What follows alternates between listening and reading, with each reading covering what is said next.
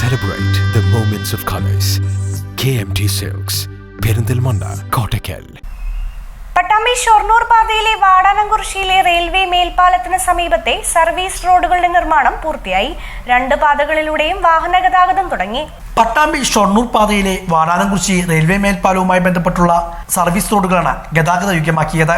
1 മാസത്തോളമായി ഈ പാതയിലൂടെയുള്ള യാത്രയ്ക്ക് നിയന്ത്രണം ഏർപ്പെടുത്തിയാണ് വാഹനങ്ങളെ കടത്തിവിട്ടിരുന്നത്. കഴിഞ്ഞ ദിവസം മുതലാണ് ഇരു സർവീസ് റോഡുകളുടെയും ചെറുവാഹനങ്ങളും ബൈക്കുകൾ ഉൾപ്പെടെയുള്ള വാഹനങ്ങളും കടന്നുപോകുവാൻ തുടങ്ങി. ബസ് അടക്കമുള്ള വാഹനങ്ങളും ചരക്ക് വാഹനങ്ങളും ഉടൻ തന്നെ ഇതിലൂടെ കടത്തിവിടാനാണ് അധികൃതരുടെ തീരുമാനം. മേൽപ്പാലത്തിന്റെ നിർമ്മാണവുമായി ബന്ധപ്പെട്ട് ഇവിടെ ഉണ്ടായിരുന്ന പാത പാടെ തകർന്നു കിടക്കുകയായിരുന്നു. തുടർന്നാണ് സർവീസ് റോഡ് നിർമ്മിച്ചത്.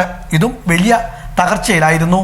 ഇതിനെതിരെ വ്യാപക പ്രതിഷേധവും ഉയരുകയുണ്ടായി. ഈ സാഹചര്യത്തിലാണ് 1 മാസം മുമ്പേ 10 ദിവസത്തേക്ക് സർവീസ് റോഡ് നവീകരിക്കാനായി പാതയിലൂടെയുള്ള ഗതാഗതം നിരോധിച്ചത്.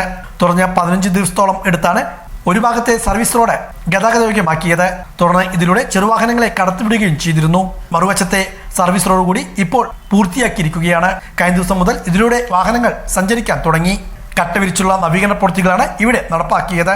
സർവീസ് റോഡുകൾ ഗതാഗത യോഗ്യമാക്കിയെങ്കിലും ഗതാഗതക്കുരുക്കിന് ഒട്ടും കുറവില്ലാത്ത സാഹചര്യമാണ് പലപ്പോഴും ഇവിടെ അനുഭവപ്പെടുന്നത്.